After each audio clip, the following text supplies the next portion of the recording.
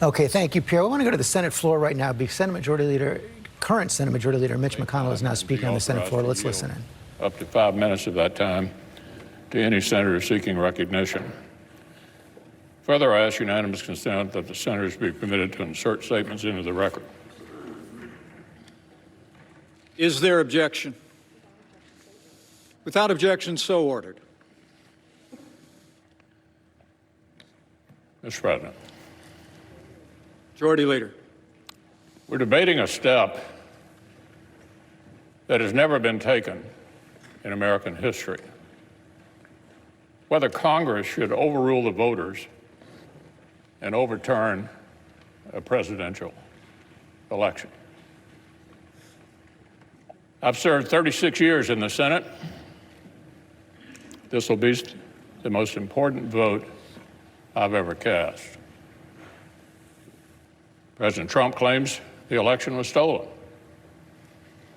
The assertions range from specific local allegations to constitutional arguments to sweeping conspiracy theories. I supported the president's right to use the legal system. Dozens of lawsuits received hearings in courtrooms all across our country. But over and over, the courts rejected these claims, including all-star judges whom the president himself has nominated. Every election, we know, features some illegality and irregularity, and of course, that's unacceptable.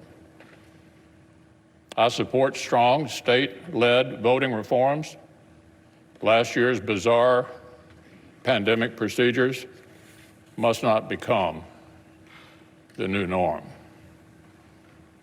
But my colleagues, nothing before us proves illegality anywhere near the massive scale that would have tipped the entire election. Nor can public doubt alone justify a radical break when the doubt itself was incited without any evidence. The Constitution gives us here in Congress a limited role. We cannot simply declare ourselves a national board of elections on steroids.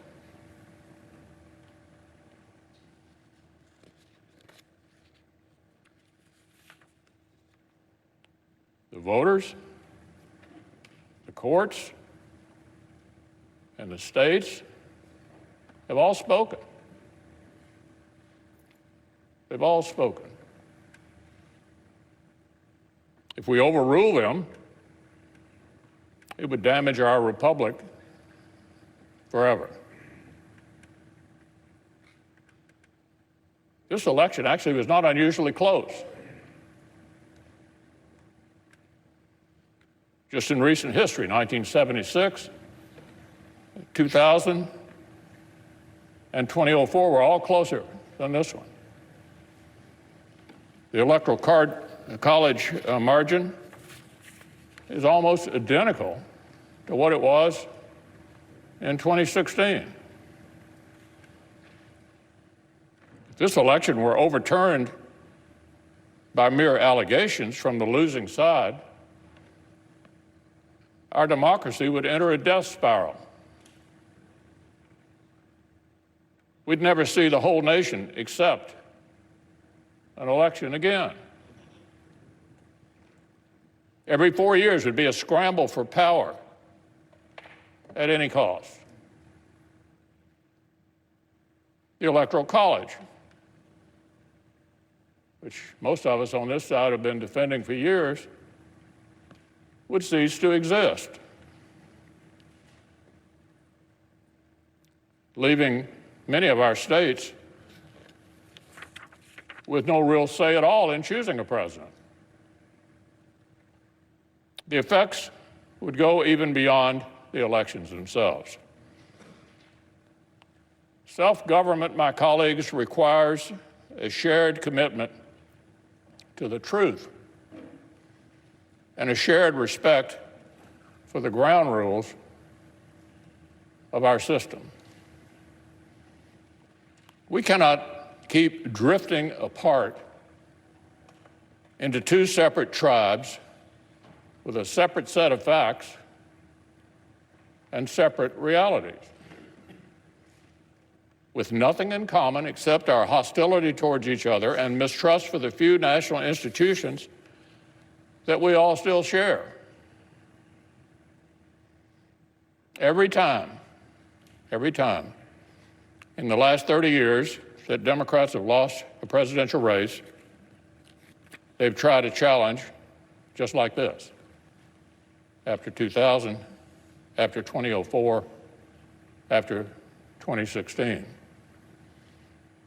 After 2004, a senator joined and forced the same debate. And believe it or not, Democrats like Harry Reid, Dick Durbin, and Hillary Clinton praised them and applauded the stunt. Republicans condemned those baseless efforts back then. And we just spent 4 years condemning Democrats' shameful attacks on the validity of President Trump's own election. So look, there can be no double standard.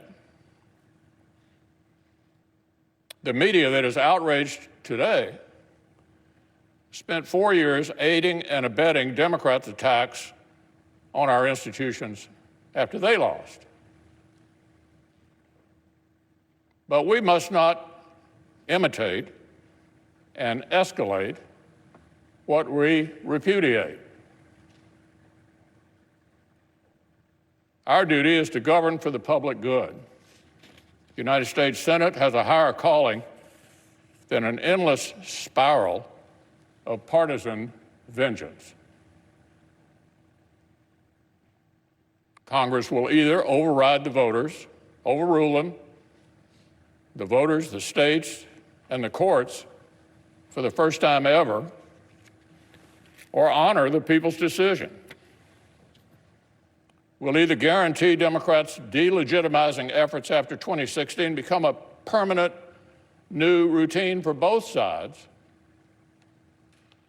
or declare that our nation deserves a lot better than this. We'll either hasten down a poisonous path where only the winners of election actually accept the results,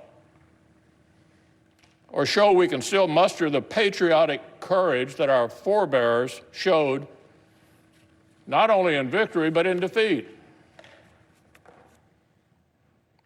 The framers built the Senate to stop short-term passions from boiling over and melting the foundations of our republic.